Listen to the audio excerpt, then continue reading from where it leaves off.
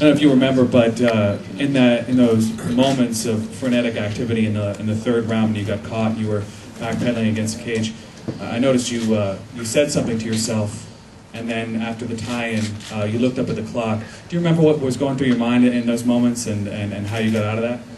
I was like, oh no, this ain't gonna happen again. You know, and I was thinking just keep a composure, and I was just talking myself through it. You know, whenever you get rocked with a good shot, what I like to do is I like to start just talking to myself. You know, I'm like, okay, I just got caught with a good shot. You know, my legs feel a little loose, but I'm just gonna tie up until I start feeling better. Hey Rashad, what was your strategy going into the fight? You used a lot of wrestling and your takedowns, you pretty much took him down at will. Was that part of your strategy to avoid his stand-up, to avoid his power? Well, I know he was a pretty good striker, but for the most part, I didn't think that, he had the power that would just, knock you out with that one-punch power. Even though he did catch Keith with it, I still believe that he had that one-punch power. So I wasn't really too afraid of his power. I just wanted to make sure that I inserted my game, and then I wanted to break him down with pressure and systematically, break him down to the point where I was able to do what I wanted to do. But in the third round, I felt like I got a little bit tired. I don't know if I just came out lazy and he caught me with a shot, and then it kind of affected me for the rest of the round. But that third round was when I was really supposed to, let the pressure from me taking him down and dictating the pace really kick in to do what I wanted to do. Dana, right after the fight, obviously Rashad called out Rampage. What's the message that you have for Rampage? And Rashad, maybe you can expand on what you want to say to Rampage. I don't think I have any messages for Rampage. This fight should have happened, what was it, a few weeks ago. Didn't, but I'm over it. I'm past it. I think Rashad is too. And now it's time to do that fight. As soon as he's done with this movie.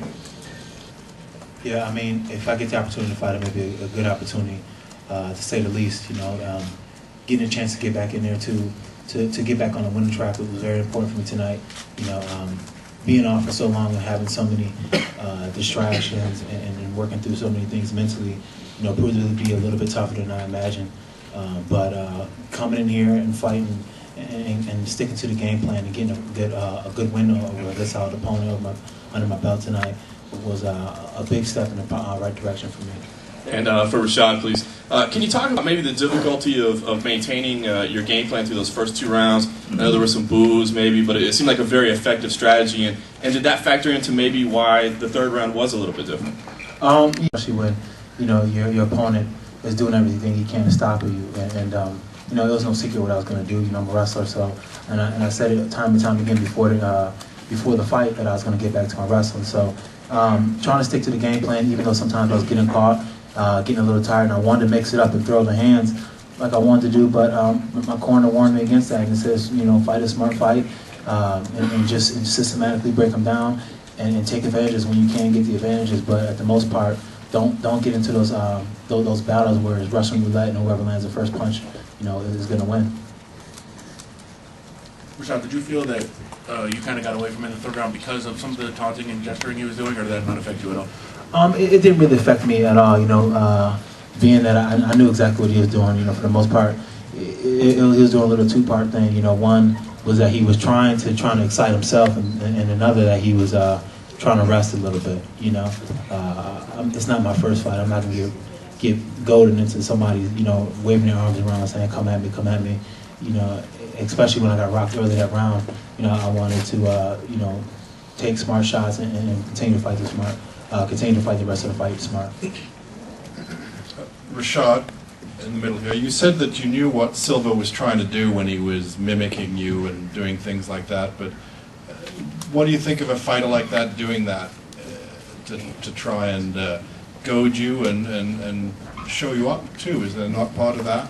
Yeah, but a fight is strategy, If he can get me to lose my head, then like the saying goes, you lose your head and your ass goes with it. So I mean, you can't fault him for trying to get me out of my element to try to capitalize on something that he needed. He lost 2 rounds, so he needed something to happen in the third, and he was hoping if he got me to open up a little bit, then he can catch me. Rashad, I want to talk to you about that third round. Was there something that you, looking back on, do you think there was anything that you may have done to cause the punch and to get you in trouble that you probably learned from that you will avoid? Yeah, all camp my coach told me you know, don't fade away after somebody throws a jab, and that's exactly what I did. You know, he threw the jab across, and I faded back, and then he slipped his right hand in there, and it caught me, and I felt like for the most part that it landed, but I kind of felt like I rolled, but then I tried to move, and then I realized that my legs was gone. I was like, oh hell, I think I got rocked. So I just kind of grabbed on until I was able to recover. Rashad, how do you feel about the win? Because I saw you after you walked out of the octagon, you didn't look ecstatic. I mean, you almost looked a little disappointed. I mean, do you feel happy with the way tonight went? You know, overall, yeah, but for the most part, I really wanted to go out there and be really impressive because I worked really hard this camp, you know, and I integrated a lot of stuff that I normally don't do, you know, for the most part. You know, I was moving forward a lot, and you know, anybody watched me in the past know that I would always try to stay on the outside, but now I was working, you know, to use a little bit more pressure to work my game, and you know, going forward with somebody like Thiago who moves forward all the time, you know, you put yourself in the line of fire. But I went against, you know, my initial thing to kind of use my feet a little bit more, and I went forward. And it's hard to stick to the game plan to do things when you're used to doing things one way. And I'm kind of just disappointed that I kind of got tired in the third round. But for the most part, you know, whenever you get a chance to get a win in like that, after you just got knocked out your last fight, it's a good thing. Were you surprised in the third round when he didn't keep coming after you? It looked like he had you in trouble, and then he went back to taunting you instead of trying to go after you to finish. Did it kind of go through your head like this guy's giving me a chance to recover? Nah, he was giving himself a chance to recover. That boy was tired.